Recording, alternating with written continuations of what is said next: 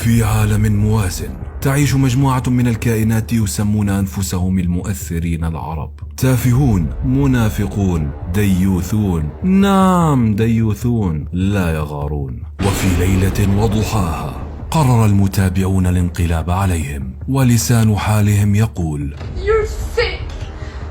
You need help. فما الذي حصل؟ خلوني أحكي لكم.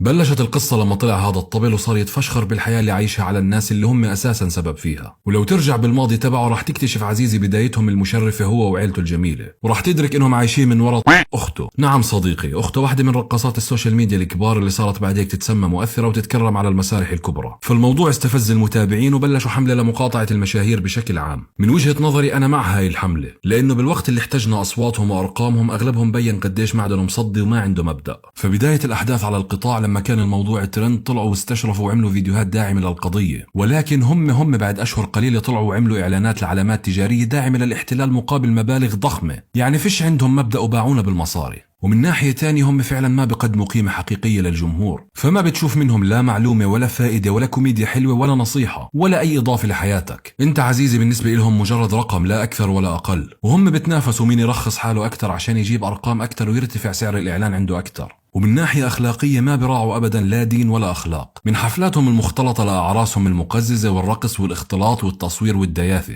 لأنه أغلب ذكورهم من فصيلة وحيد القرن، نو شرف نو غيرة جاست ماني، مع العلم أنه أغلب متابعينهم أطفال والقيم اللي بغرسوها فيهم راح تأثر عليهم مستقبلا. غير أنهم عايشين على مبدأ الفشخرة المصطنعة والرياء، وهمهم الأكبر الناس تشوف حياة الرفاهية اللي عايشينها، فهم رفعوا سقف التوقعات بكل إشي، وكأنه المبالغة اللي بيعملوها والأرقام الخيالية اللي بيصرفوها على التفاهات صارت هي الوضع الطبيعي. فصرنا نسمع كلمات مثل إذا ما عمل لك بروبوزل زي فلان ما تقبليه، وإذا ما اشترى لك الكندرة اللي سعرها 20,000 دولار زي فلان ما بحبك. وهذا كله ساهم بتدمير علاقات وخراب بيوت كانت عامرة. ولأنه أي شخص على السوشيال ميديا راس ماله محبة الناس، فحملات المقاطعة أكيد راح تضرهم، وراح تشوفوهم بعد فترة بيرجعوا يتمسكنوا ليكسبوا رضا الناس بأي طريقة. وقتها أعزائي لازم تكونوا أوعى من إنكم تصدقوا دموع التماسيح اللي راح تشوفوها. وعموما لما تشوفوا منهم دموع مهم جدا جدا جدا تتأكدوا أنهم يكونوا دموع حقيقيين.